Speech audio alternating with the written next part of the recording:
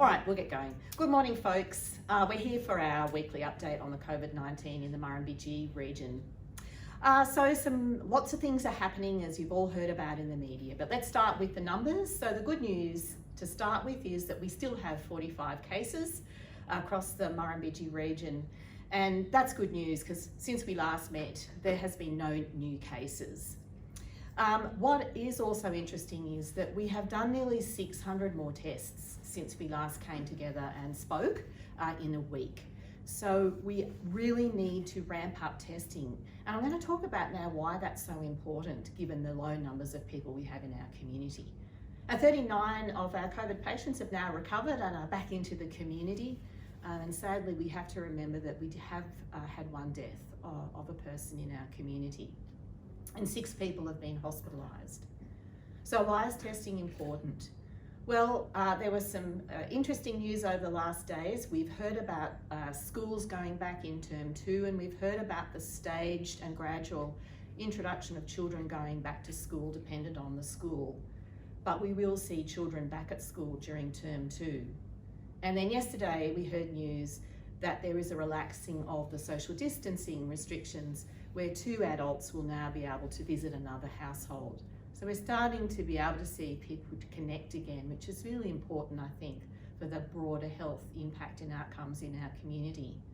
So while we're seeing that relaxing of some of our restrictions, we need to be testing because we need to make sure that we can monitor any community transmission that might be going on during that process. So we are aiming at really ramping up the testing even further.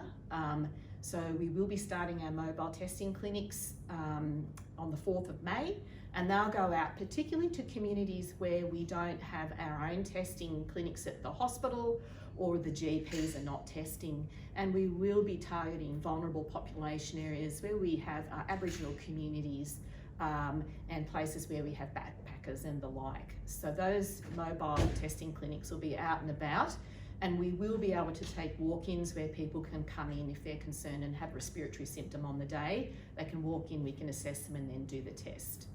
We're also moving to more drive-through testing where people don't need to get out of their cars. So all these things just make it more attractive for people to come and be tested. And just so that we can all remember, the relaxing now also of the testing rules means that anybody who has a low-grade fever or any respiratory symptom can come forward for testing. So that's really important. The other big news items that are happening now, again, with the reintroduction of some services. So let's start with breast screen. We saw the Australian government release some guidelines about reintroduction of elective surgery and also some screening. And so breast screening in our region will recommence from the 18th of May, and that's really good news. We need to make sure that we are able to continue that cancer detection for breast cancer. And as we resume services, it's always harder to resume than stop something. So we'll actually start in the first instance with women who had their screen, their mammogram deferred. We'll prioritise them first, and we'll make sure that the mobile van goes out to the geographical areas where we have the greatest numbers. So good news about breast screening coming back on. Our radiographers who do that work will have to comply with the social distancing standards and may need to use some PPE. So we just ask people to bear with us, but you can still access your screen. Reintroduction of elective surgery is really important.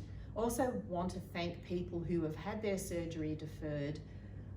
Thank you for being patient, and we will be contacting people over the coming weeks. The first thing is that we have always continued to do our emergency surgery at Wagga and our trauma surgery. So that means that we've had whole teams of surgeons and nurses continuing on in operating theatres at Wagga Base Hospital. We were very fortunate to have Calvary that had the capacity to take our urgent elective cases.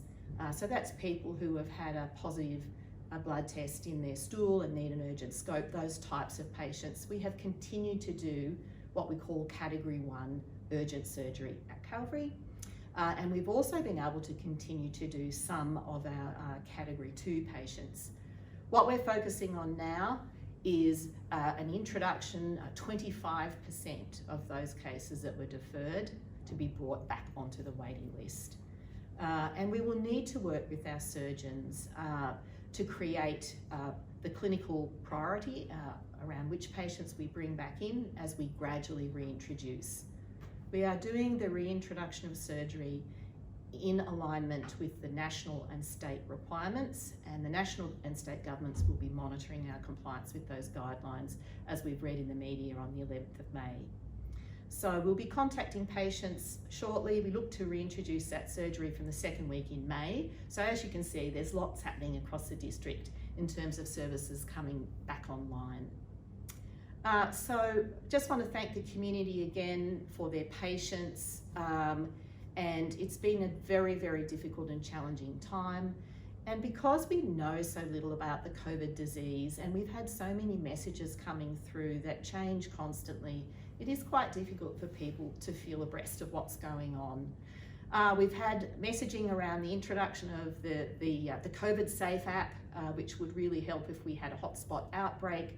So again, I encourage people just to find out information about things like that so they can make up their mind about what they'd like to do. So to the Murrumbidgee community again, thank you very much for your patience.